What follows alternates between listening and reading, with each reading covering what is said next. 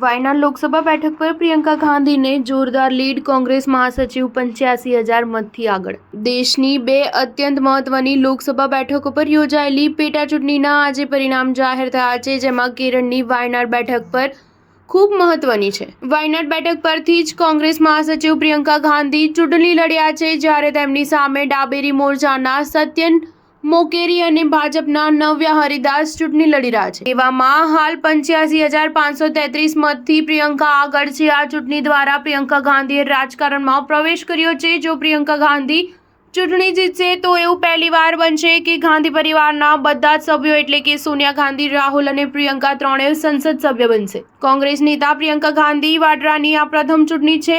વાયનાડ લોકસભા બેઠક હેઠળ 7 વિધાનસભા બેઠક છે, તેમાં કોઝિકોડ જિલ્લામાં મનંતવડી, સુલતાન બાથેરી, કાલપેટ્ટા, તિરુવંબડી અને મલપ્પુરમ જિલ્લામાં નીલાંબૂર, ઈરાનાડ અને વાંદૂર બેઠકોનો સમાવેશ થાય છે।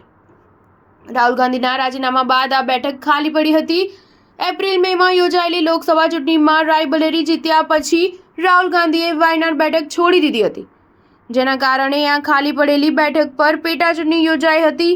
વાયનાડમાં પ્રિયંકા સહિત 16 ઉમેદવારો ચૂંટણી લડ્યા છે। કોંગ્રેસના મહાસચિવ પ્રિયંકા ગાંધી વાડ્રા વાયનાડ બેઠક પર યુનાઇટેડ ડેમોક્રેટિક ફ્રન્ટના ઉમેદવાર છે, જ્યારે તેની સામે માર્ક્સવાદી કમ્યુનિસ્ટ પાર્ટીની આગેવાની હેઠળના ડાબેરી લોકશાહી મોરચાના ઉમેદવાર સત્યન મોકેરી અને ભારતીય જનતા પાર્ટીની આગેવાની હેઠળના રાષ્ટ્રીય લોકશાહી ગઠબંધનના ઉમેદવાર નવ્યા હરિદાસ છે। ભાજપે પ્રિયંકાની સામે નવ્યા હરિદાસને ટિકિટ આપી હતી। તેઓ ભાજપ મહિલા મોરચાના પ્રદેશ મહાસચિવ છે, તેમજ કોઝિકોડ મ્યુનિસિપલ કોર્પોરેશનમાં 2 વખત કાઉન્સિલર અને બીજેપી કાઉન્સિલર પાર્ટીના નેતા પણ રહ્યા છે। તેમણે 2021ની વિધાનસભા ચૂંટણીમાં કોઝિકોડ દક્ષિણ બેઠક પરથી પણ ચૂંટણી લડી હતી, જોકે તે હારી ગયા હતા। આ વખતે વાયનાડમાં લગભગ 65% મતદાન થયું છે। એપ્રિલમાં જ્યારે રાહુલ ગાંધી અહીંથી ચૂંટણી લડ્યા હતા ત્યારે 74% મતદાન થયું હતું। તે જ સમયે 2019 લોકસભા ચૂંટણીમાં અહીં 80% મતદાન થયું હતું। સ્ટાર ન્યૂઝ 7 હંમેશા સચ્ચાઈની સાથે।